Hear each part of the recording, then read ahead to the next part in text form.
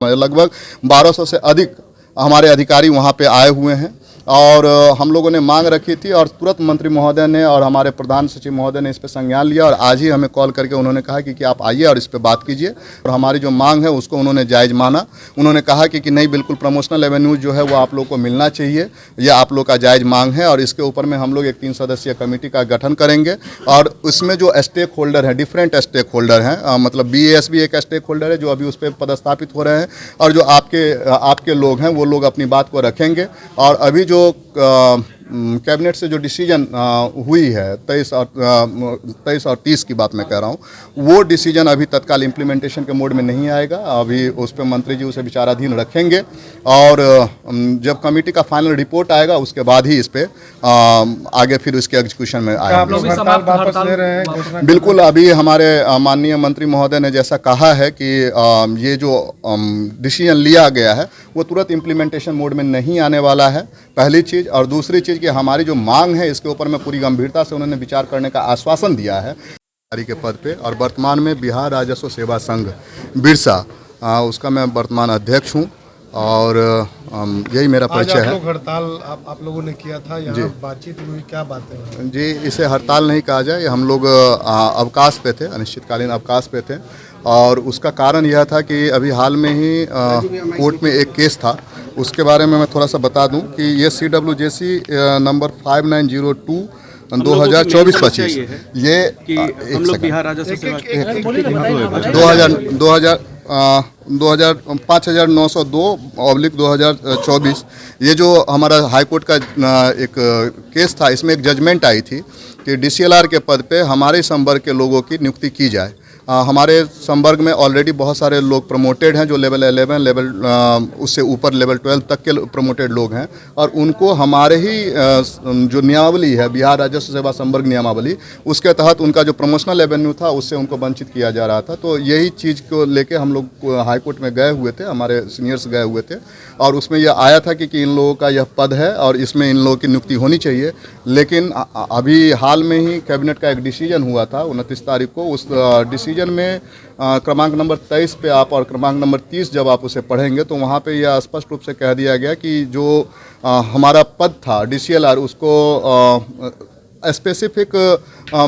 कर्णांकित कर दिया गया BAS के लिए, बिहार एडमिनिस्ट्रेटिव सर्विस के लिए, जबकि हम लोग का फील्ड का अनुभव रहता है 8 साल 10 साल हम लोग लगातार फील्ड में काम करते हैं और उसके बाद उस पद पे जाना हम लोगों के लिए एक प्रमोशनल रेवेन्यूज था। अगर वो नहीं होता तो हम लोगों के लिए समस्या थी, हमारा कैरियर प्रोग्रेशन रुक रहा था। तो इसी वजह से हम लोग सेल्फ चार्ज हो गए कि भाई जो हम लोग नियुक्ति के समय में जिस प्रकार से प्रमोशनल रेवेन्यू के बारे में बताया गया था और वो अचानक से बीच उसमें गेम चेंज कर दिया जाए, आपका प्रमोशनल रेवेन्यू खत्म कर दिया जाए, तो इस वजह से हम लोग तकलीफ में थे और इसी वजह से हम लोग अनिश्चितकालीन अवकाश पे गए हुए थे। क्या क्या बात हुई आप लोग की मांग पर 3 सदस्य? आज क्या बात? हाँ, आज बात हुई, माननीय मंत्री महोदय ने तुरंत संज्ञान लिया। आज के दिन हमारी हड़ताल की शुरुआत थी और हम लोग अभियंता भवन में रुके हुए थे। वहाँ पे हम लोगों की सभी पूरे 537 अंचल से सारे अंचल अधिकारी, राजस्व अधिकारी और जितने हमारी सब्सिडी सेवा हैं, सर्विसेज हैं, जैसे आपका बंदोबस्त है, सर्वे है, उस सभी पदाधिकारी हमारे लगभग 1200 से अधिक हमारे अधिकारी वहाँ पे आए हुए हैं और हम लोगों ने मांग रखी थी और तुरंत मंत्री महोदय ने और हमारे प्रधान सचिव महोदय ने इस पर संज्ञान लिया और आज ही हमें कॉल करके उन्होंने कहा कि आप आइए और इस पर बात कीजिए। वार्ता के पश्चात उन्होंने आश्वासन दिया है कि भाई जो हमारा अभी डिसीजन हुआ है, कैबिनेट का डिसीजन हुआ है और हमारी जो मांग है उसको उन्होंने जायज़ माना। उन्होंने कहा कि नहीं, बिल्कुल प्रमोशनल रेवेन्यूज जो है वो आप लोग को मिलना चाहिए, यह आप लोग का जायज़ मांग है और इसके ऊपर में हम लोग एक 3 सदस्यीय कमेटी का गठन करेंगे और उसमें जो स्टेक होल्डर हैं, डिफरेंट स्टेक होल्डर हैं, मतलब BAS भी एक स्टेक होल्डर है जो अभी उस पर पदस्थापित हो रहे हैं और जो आपके लोग हैं वो लोग अपनी बात को रखेंगे। और अभी जो कैबिनेट से जो डिसीजन हुई है 23 और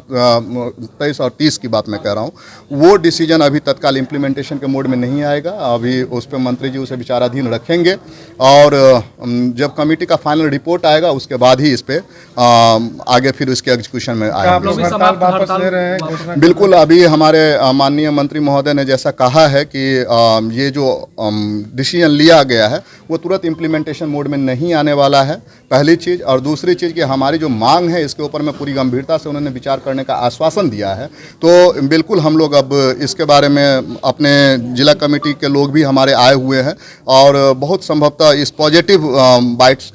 जो मंत्री जी ने हम लोग को इतना अच्छा आश्वासन दिया है, तो इसके संदर्भ में हम लोग जल्दी ही निर्णय लेके और हम इसे समाप्त करने की तरफ ही आगे बढ़ेंगे और हम लोग फील्ड में जाएंगे, काम करेंगे। लेकिन एक बार हमें अपने कार्यकारिणी से, अपने जिला के सदस्यों से एक बार वार्ता कर लेनी होगी। वार्ता करके हम लोग इसके तरफ ही मैक्सिमम चांसेस हैं कि हम लोग उधर बढ़ेंगे, क्योंकि अभी हम यहाँ पे हैं लेकिन हमारी रिस्पॉन्सिबिलिटी हमारे सभी कैडर के सभी सदस्य के साथ में है। तो एक बार उन लोगों से भी बात करते हुए हम लोग इसको ख़त्म करने की ओर बढ़ेंगे।